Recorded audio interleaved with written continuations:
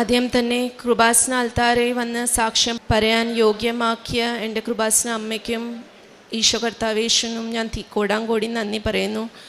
ഞാൻ ആദ്യത്തെ ഉടമ്പടി എടുത്തത് 6 സെപ്റ്റംബർ 2023 എനിക്ക് മാതാവിനോട് വലിയ ഭക്തിയൊന്നും ഇല്ലായിരുന്നു. പക്ഷേ എൻ്റെ മമ്മി എപ്പോഴും എന്നോട് പറയുമായിരുന്നു, മാതാവിനോട് പ്രാർത്ഥിക്കണം, അതുവഴി നമുക്കൊത്തിരി അനുഗ്രഹങ്ങൾ മാതാവ് നേടിത്തരും.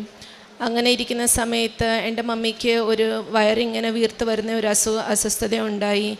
അതുപോലെ ഇൻഡൈജഷൻ പോലത്തെ പ്രോബ്ലംസൊക്കെ ഉണ്ടായി. ആ സമയത്ത് ഞങ്ങൾ നാട്ടിലായിരുന്നു. അത് കഴിഞ്ഞ് ഞങ്ങൾ ബോംബെയിലെത്തിയപ്പം മമ്മി ഹെൽത്ത് ചെക്കപ്പിന് പോയി. അപ്പം ഡോക്ടർ പെട്ടെന്ന് പറഞ്ഞു സോണോഗ്രാഫി ചെയ്യണം, CT സ്കാൻ ചെയ്യണം, MRI ചെയ്യണം എന്നൊക്കെ. അപ്പം ഞാനും മെഡിക്കൽ ബാക്ക്ഗ്രൗണ്ടിൽ നിന്നാണ്, ഞാൻ ഒറ്റൊരു മോളാണ്. അത് കാരണം എൻ്റെ മമ്മി എന്നോട് വളരെ ക്ലോസാണ്. അപ്പോൾ ഇങ്ങനത്തെയൊക്കെ ഇൻവെസ്റ്റിഗേഷൻ പറഞ്ഞപ്പോൾ എൻ്റെ മനസ്സിലൂടെ ഒത്തിരിയേറെ ഒത്തിരിയേറെ പേടി കടന്നു പോയി. ഇനിയും വേറെ വല്ല അസുഖമാണോ, ക്യാൻസർ പോലത്തെ എന്തെങ്കിലും അസുഖങ്ങളാണോ? ഞാൻ നിരന്തരമായി മുട്ടിപ്പായി. ആ സമയത്ത് എൻ്റെ കൃപാസനം അമ്മ മാതാവ് മാത്രമായിരുന്നു എൻ്റെ ഏക ആശ്രയം. അപ്പം ഞാൻ ഓൺലൈൻ ഉടമ്പടി എടുത്തു. എന്നിട്ട് എന്നും പ്രാർത്ഥിക്കാൻ തുടങ്ങി, കൂടുതൽ ടെസ്റ്റിമണീസ് കേൾക്കാൻ തുടങ്ങി.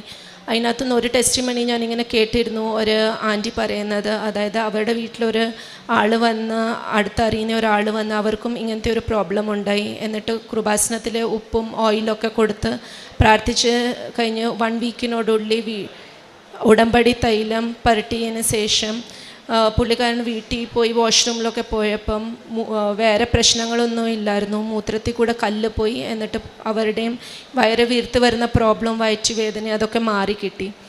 ആ സമയം ഞാൻ എൻ്റെ മനസ്സിൽ ഉറപ്പിച്ചു, ഞാൻ കൃപാസന മാതാവിനോട് പ്രാർത്ഥിച്ചു, എൻ്റെ മമ്മിക്കും ഇതുപോലെ നിസ്സാരമായ വല്ല പ്രശ്നമായിരിക്കും, വേറെ ഒരു പ്രശ്നവും മമ്മിക്ക് ഉണ്ടാകില്ല. ആ സമയത്ത് ഞാൻ നിരന്തരമായി ഇങ്ങനെ ടെസ്റ്റിമണീസ് കേട്ടിരുന്നു, ബൈബിൾ ശക്തമായിട്ട് ഞാൻ വായിച്ചിരുന്നു. അപ്പോഴും എനിക്ക് ഓരോന്നോരോന്ന് ദൈവം പ്രവർത്തിച്ച് ഓരോരോ ക്യൂറിനെ പറ്റിയായിരുന്നു എനിക്ക് അധ്യായങ്ങൾ കിട്ടിയിരുന്നത്.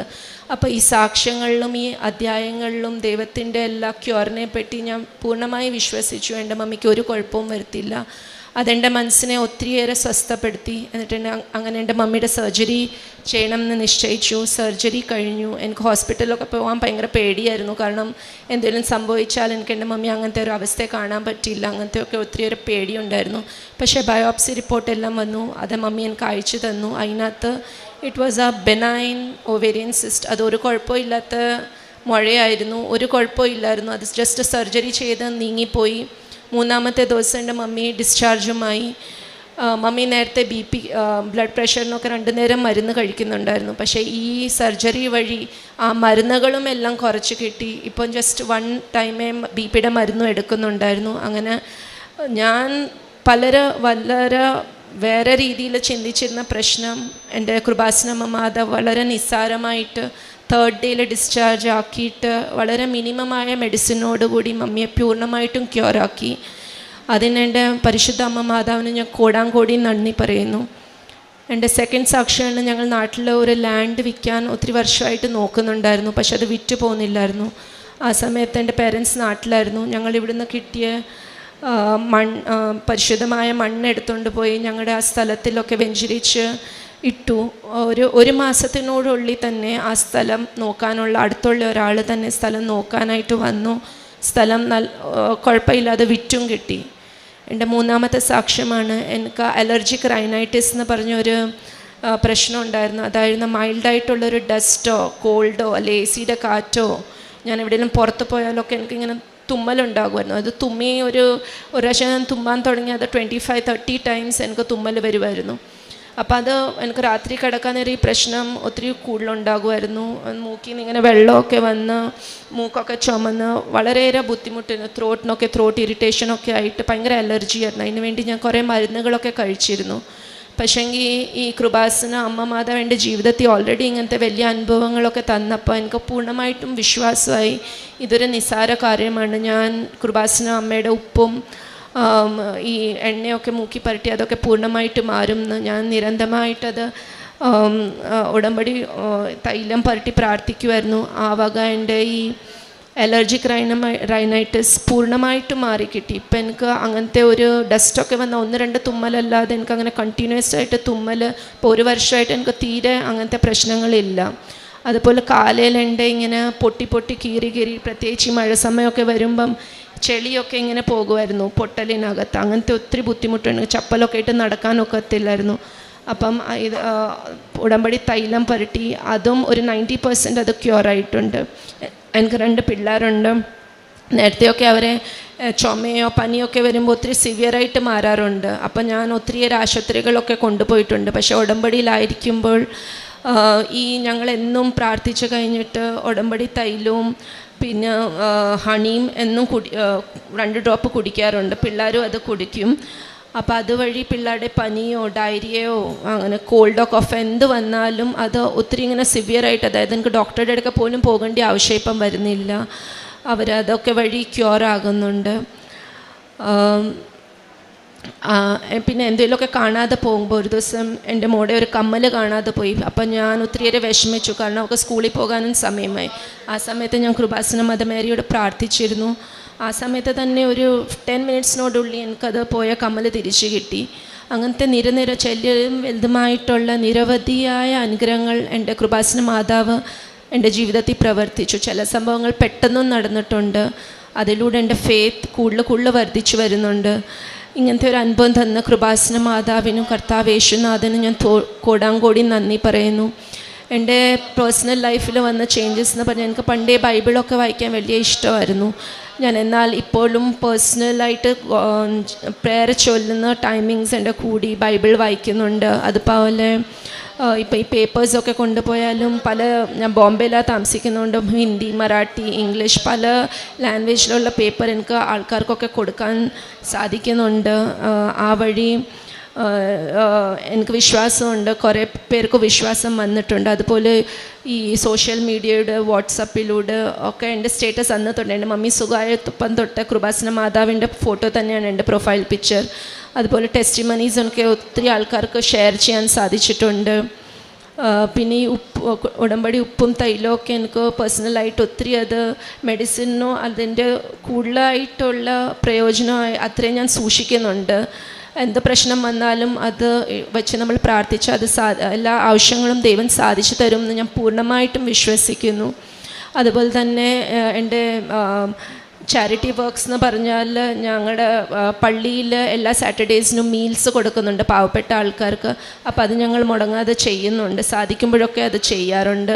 ആർക്കെങ്കിലും ചെറിയതോ വലിയതോ എന്നാൽ കഴിയുന്ന എല്ലാ ഹെൽപ്പും ഞാൻ ചെയ്യാൻ നോക്കും. ഇപ്പോൾ മോടെ ഫ്രണ്ട്സ് ആണെങ്കിലും നോട്ട്സ് ചോദിച്ചാലും അങ്ങനത്തെ ചെറിയ ഉപകാരങ്ങളാണെങ്കിൽ പോലും ചെയ്യാൻ മാക്സിമം ഞാൻ ശ്രമിക്കുന്നുണ്ട്. അപ്പോൾ എൻ്റെ ജീവിതത്തിൽ വന്ന ഒത്തിരിയേറെ അനുഗ്രഹങ്ങൾക്കും ചെറിയതും വലുതുമായ എല്ലാ അനുഗ്രഹങ്ങൾക്കും കൃപാസന മാതാവിനും കർത്താവ് യേശുനാഥനും ഞാൻ കോടാങ്കോടി നന്ദി പറയുന്നു. Thank you. സങ്കീർത്തനങ്ങൾ 75:1. ദൈവമേ, ഞങ്ങൾ അങ്ങേക്ക് നന്ദി പറയുന്നു. ഞങ്ങൾ അങ്ങേക്ക് കൃതജ്ഞത അർപ്പിക്കുന്നു. ഞങ്ങൾ അങ്ങയുടെ നാമം വിളിച്ചപേക്ഷിക്കുകയും അങ്ങയുടെ അത്ഭുത പ്രവൃത്തികളെ പ്രകീർത്തിക്കുകയും ചെയ്യുന്നു. സ്റ്റിൻസി ആഗ്നൽ എന്ന ഈ സഹോദരി തൻ്റെ ഉടമ്പടി ജീവിതത്തിൽ ലഭിച്ച വിവിധ അനുഭവങ്ങളെയും അനുഗ്രഹങ്ങളെയും കൃപാസന മാതാവിൻ്റെ തിരുനടയിൽ നന്ദിപൂർവ്വം സമർപ്പിക്കുന്നു. പരിശുദ്ധ അമ്മ മാതാവ് 2004 ഡിസംബർ 7 ഉച്ചകഴിഞ്ഞുള്ള ദിവ്യകാരുണ്യ ആരാധനാമധ്യേ ഈ അൾത്താരയിൽ പ്രത്യക്ഷപ്പെട്ട കൃപാസനത്തിൻ്റെ സ്ഥാപക ഡയറക്ടർ VP ജോസഫ് അച്ഛനോട് ദുരന്തങ്ങൾ വരുന്നു, പ്രാർത്ഥിക്കണം എന്ന സന്ദേശം കൈമാറിയത് മുതൽ ആയിരക്കണക്കിന് മക്കൾ ഓരോ ദിനവും ഈ ആലയത്തിലേക്ക് കടന്നു വന്ന ജീവിതത്തിൻ്റെ വിവിധ ദുരന്തങ്ങളെ സമർപ്പിക്കുകയും കണ്ണീരോടെ പ്രാർത്ഥിക്കുകയും അമ്മയുടെ പ്രത്യക്ഷീകരണത്തിൽ വിശ്വസിച്ച് ആശ്രയിക്കുകയും ചെയ്യുമ്പോൾ അവർക്ക് ലഭിക്കുന്ന അനുഭവങ്ങളെയാണ് നമ്മൾ ഈ അൾത്താരയിൽ സാക്ഷ്യങ്ങളായി ഓരോ ദിവസവും കേട്ടുകൊണ്ടിരിക്കുക. അമ്മ മാതാവിൻ്റെ അരികിൽ ആവശ്യങ്ങൾ സമർപ്പിക്കുവാൻ നമുക്ക് എളുപ്പമാണ്. കാരണം അമ്മ ഈ ലോക ജീവിതത്തിൽ ഏറെ ക്ലേശങ്ങളിലൂടെ കടന്നുപോയതവളാണ്.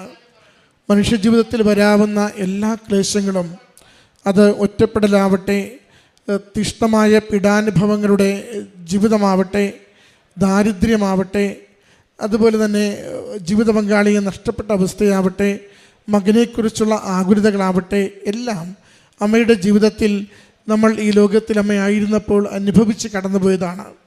അതുകൊണ്ട് അമ്മയുടെ കരങ്ങളിലേക്ക് ഒരു നിയോഗം നാം സമർപ്പിക്കുമ്പോൾ വളരെ വേഗത്തിൽ അത് എന്ത്, എങ്ങനെ, എത്ര ആഴത്തിലെന്നത് വേഗം അമ്മ മാതാവിനെ തിരിച്ചറിയുവാനും നമുക്ക് വേണ്ടി മാധ്യസ്ഥം വഹിക്കുവാനും സാധിക്കും. നമ്മുടെ കഴിവിനാലല്ല, നമ്മുടെ വിശുദ്ധിയാലുമല്ല, ദൈവകൃപയാലാണ് ഏതാണ്ട് എപ്പോഴും നമുക്ക് വേണ്ടി അമ്മ മാതാവ് മാധ്യസ്ഥം വഹിച്ച് ഓരോ കൃപയും നേടിത്തരുന്നത്, ഓരോ അനുഗ്രഹവും നേടിത്തരുന്നത്.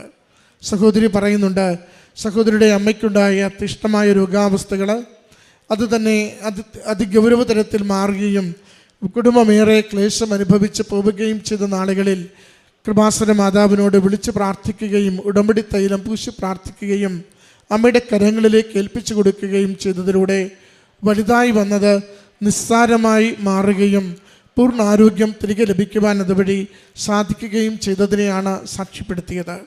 ഉടമ്പടിയുടെ ഒരു പ്രധാന ഘടകമാണത്. ഭാരങ്ങൾ ലഘൂകരിച്ച് തരും. അമ്മ മാതാവിൽ നമ്മൾ ആശ്രയിച്ച് ഒരു ഗൗരവമുള്ള വിഷയം കൊടുക്കുമ്പോൾ അതിൻ്റെ ഭാരം എത്ര കണ്ട് ലഘൂകരിക്കാമോ അത്ര കണ്ട് ലഘൂകരിച്ച് നമ്മുടെ ജീവിതത്തെ കുറേ കൂടി ഒന്ന് സമാധാനപൂർണവും കുറേ കൂടി പ്രത്യാശയോടെ മുന്നോട്ട് പോകുവാൻ സഹായിക്കുന്നതുമാകും. മറ്റൊന്ന് മകൾ പറഞ്ഞത്, 2 വർഷത്തിലേറെയായി ഒരു വസ്തു വിൽക്കുവാൻ വേണ്ടി ഏറെ പരിശ്രമിക്കുന്നു. എന്നാൽ അത് വിൽക്കുവാൻ പറ്റാതെ ഏറെ ക്ലേശം അനുഭവിച്ച നാളുകളിൽ അമ്മയുടെ തിരുനടയിൽ ഉടമ്പടി എടുത്തതിന് ശേഷം ഉടമ്പടി ഉപ്പ് ആ പ്രദേശത്ത് വിതറിക്കൊണ്ട് പ്രത്യേകമായിട്ട് നിയോഗം സമർപ്പിച്ച് പ്രാർത്ഥിക്കുന്നു. ഓരോ ഉടമ്പടിയുടെ നേർച്ചവസ്തുവും അത് എത്ര കണ്ട് വിശ്വാസ പ്രയോഗത്തിലാണോ നാം ഉപയോഗിക്കുക അതനുസരിച്ചാണ് അത് ആക്ടിവേറ്റ് ആവുന്നതും നമുക്കത് അനുഗ്രഹത്തിനുള്ള കാരണമാകുന്നതും. ഏതാണ്ട് 2 വർഷത്തിലേറെ പരിശ്രമിക്കുന്ന കഴിവിനാൽ പരിശ്രമിക്കുന്ന ഒരു വിഷയമാണ്. ഉടമ്പടി എടുത്ത് 32 ദിവസം കഴിയുമ്പോൾ അമ്മ മാതാവ് വളരെ ശാന്തമായി സുന്ദരമായി ആ ഒരു വസ്തു വിൽപ്പന കുടുംബത്തിന് നടത്തി കൊടുക്കുന്നത്. സമയച്ചുരുക്കത്തിൻ്റെ സാക്ഷ്യമാണ് അതിലൂടെ പങ്കുവയ്ക്കുന്നത്. സമയഘടികാരം നെഞ്ചിൽ ചാർത്തിയാണ് അമ്മ മാതാവ് ഈ ആലയത്തിൽ പ്രത്യക്ഷപ്പെടുന്നത്. അതുകൊണ്ട് സമയത്തിനുമേൽ അധികാരമുള്ള അമ്മ നാം ഏതൊരു വിഷയത്തെ കൊടുക്കുമ്പോഴും അതിനെ സമയം നന്നായി ചുരുക്കി തന്നുകൊണ്ട് നമ്മുടെ ജീവിതത്തെ സംരക്ഷിക്കും സഹായിക്കുമെന്ന് സാക്ഷ്യത്തിലൂടെ പങ്കുവയ്ക്കുകയാണ്. മൂന്നാമത് സഹോദരി പറയുന്നത് ഒരു ഗൗരവമുള്ള അലർജിയുടെ അസുഖമാണ്.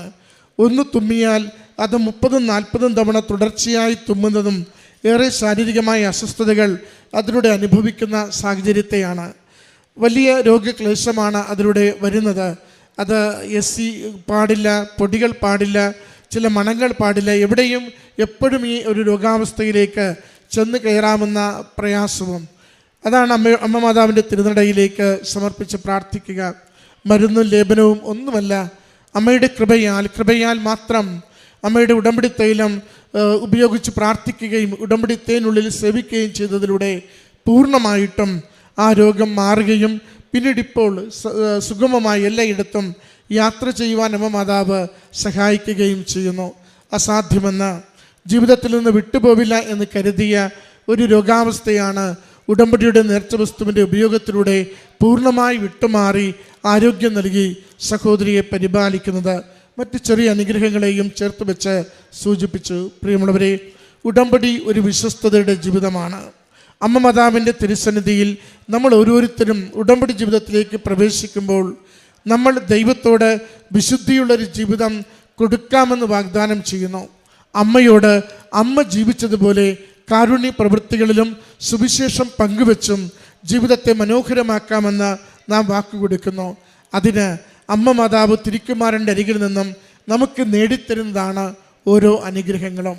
ഈ കുടുംബത്തിന്, ഈ സഹോദരിക്ക് അമ്മ മാതാവിലൂടെ ഈശോ നൽകിയ എല്ലാ അനുഗ്രഹങ്ങൾക്കും നന്മകൾക്കും നന്ദി പറഞ്ഞുകൊണ്ട് കരങ്ങളടിച്ച് ഈ സാക്ഷ്യം നമുക്ക് സമർപ്പിക്കാം.